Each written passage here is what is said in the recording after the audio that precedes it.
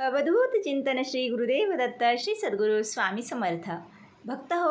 आजच्या व्हिडिओमध्ये आपण गुढीपाडव्याविषयी एक महत्त्वाचा उपाय तोडगा पाहणार आहोत. तर हा खूप महत्त्वाचा आहे, कारण मी स्वतः केला, अनुभव घेतला, म्हणून तुमच्याशी ही माहिती शेअर करते. आणि 100% हा प्रभावी उपाय आहे, जो स्वामींच्या केंद्रामध्ये सांगितला जातो आणि जो श्रद्धेने करतो त्याला याचं फळ निश्चित मिळतं. तर आता चैत्र प्रतिपदा म्हणजेच गुढीपाडवा आपल्या सर्वांचा मराठी सण. म्हणजेच आपण गुढीपाडव्यापासून आपल्या एक नवीन वर्षाला सुरुवात करतो. 1 जानेवारी हे इंग्रजी नवीन वर्ष आहे आणि गुढीपाडव्यापासून आपलं मराठी नवीन वर्ष सुरू होतं. तर आपल्या सर्वांसाठी म्हणजे एक महाराष्ट्रातील प्रत्येक मराठमोळ्या पद्धतीसाठी हा गुढीपाडव्याचा सण अतिशय महत्त्वाचा असतो. तर 3.5 मुहूर्तापैकी एक मुहूर्त म्हणजेच गुढीपाडवा. या दिवशी तुम्ही कुठलीही सुरुवात करू शकता. कशाचीही एक नवीन सुरुवात करायची असेल, कुठलाही मुहूर्त पाहण्याची गरज नाही, गुढीपाडव्याला करू शकता. त्याचबरोबर खूप जण गुढीपाडव्याला लहान मुलांचं बारसं करतात, नामकरण करतात, म्हणजे नाव वगैरे ठेवतात, किंवा कुठली नवीन वस्तू घेतात. कुठलीही नवीन गोष्ट करताना गुढीपाडव्याला केली तर त्याचं 100% फळ मिळतं. तर आज आपण या चैत्र प्रतिपदेच्या मुहूर्तावरती म्हणजेच गुढीपाडव्याच्या दिवशी एक तोडगा करणार आहोत. हा तुम्ही अगदी सर्वांनी करावा असं माझं मत आहे, कारण मला तर खूप छान अनुभव आला मागच्या वर्षी आणि यावर्षीसुद्धा मी करणार आहे. आणि मग जे काही तुम्हाला साहित्य लागेल ते तुम्ही लवकर उपलब्ध करून घ्याल, म्हणूनच मी हा व्हिडिओ थोडासा लवकर शेअर करते. तर माहिती अगदी शेवटपर्यंत व्यवस्थित जाणून घ्या आणि व्हिडिओ पाहत असताना कमेंट्समध्ये श्री स्वामी समर्थ असे लिहा. तर भक्त हो, तुम्हाला हा उपाय करताना गुपचूप करायचा आहे आणि फक्त ही माहिती तुम्ही इतरांना शेअर करू शकता.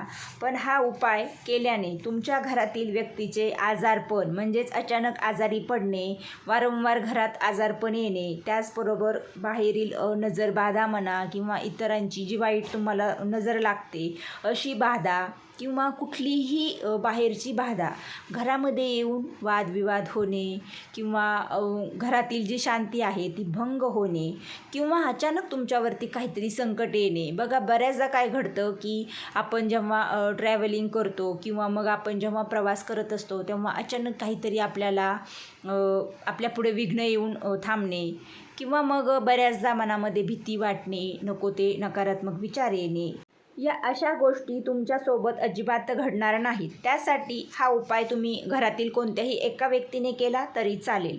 तुमच्या आसपास जिथे कुठे वटवृक्ष म्हणजेच वडाचे झाड आहे, तर मी याआधीसुद्धा तुम्हाला वडाच्या झाडाच्या वेगवेगळ्या सेवा सांगितलेल्या आहेत. तर जे काही पूर्ण श्रद्धेने करतील त्यांना निश्चित याचं फळ मिळणार आहे. वडाचं झाड म्हणजे साधंसुद्धा झाड नसतं. वडाचं झाड याला चिरंजीवी वृक्ष म्हटलं जातं आणि याला खूप आयुष्य असतं. बघा, आजही खूप ठिकाणी तुम्हाला 1,500 वर्षापूर्वींचे सुद्धा तुम्हाला वडाचे झाड पाहायला मिळतील की ज्याचं पूर्ण फांद्यासुद्धा खाली जमिनीला टेकलेल्या आहेत, त्याच्या पारंब्यासुद्धा खूप मोठ्या झालेल्या आहेत, म्हणजे त्याला एवढं आयुष्य असतं. त्यामुळे वडाच्या झाडाचा कुठलाही उपाय करत असाल ना तुम्ही, तर पूर्ण श्रद्धेने करा, निश्चित तुम्हाला त्याचं फळ मिळेल. हा उपाय मी स्वतः केलेला आहे आणि या व्यतिरिक्त एक उपाय मी माझ्या मुलासाठी केला होता, जो तुम्ही तुमच्या घरातील लहान मुलांसाठी तुमच्या स्वतःसाठी करू शकता. पण तो अमावस्येला करायचा आहे, तो आपण पुढच्या व्हिडिओमध्ये पाहू.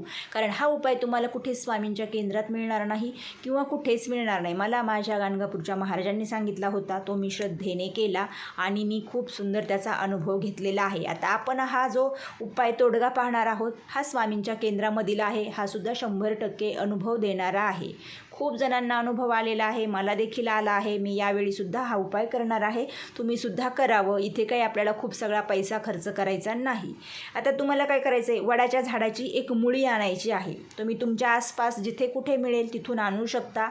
जवळपास केंद्र असेल तिथेसुद्धा तुम्हाला ही मिळून जाईल.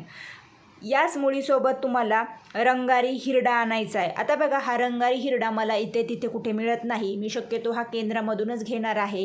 मागच्या वर्षी पण केंद्रामधून घेतला होता, पण वडाची मुळी मी स्वतःही उपलब्ध केली होती. तर बघा, हा उपाय करण्यासाठी फक्त 2 वस्तूच लागणार आहेत. एक तर वडाच्या झाडाची मुळी आणि दुसरा म्हणजे रंगारी हिरडा.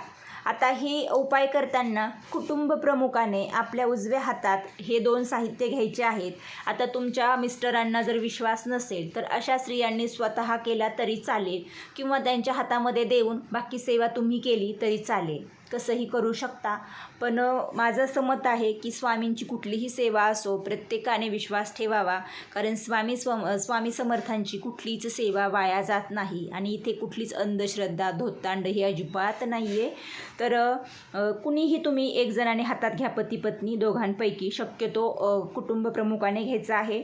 त्यानंतर फक्त तुम्हाला एक माळ श्री स्वामी समर्थ या मंत्राचा जप करायचा आहे. हे करत असताना तुमच्या घरातील इतर व्यक्तीने सुद्धा त्या ठिकाणी बसलं, सामुदायिक ही सेवा केली तर अतिउत्तम.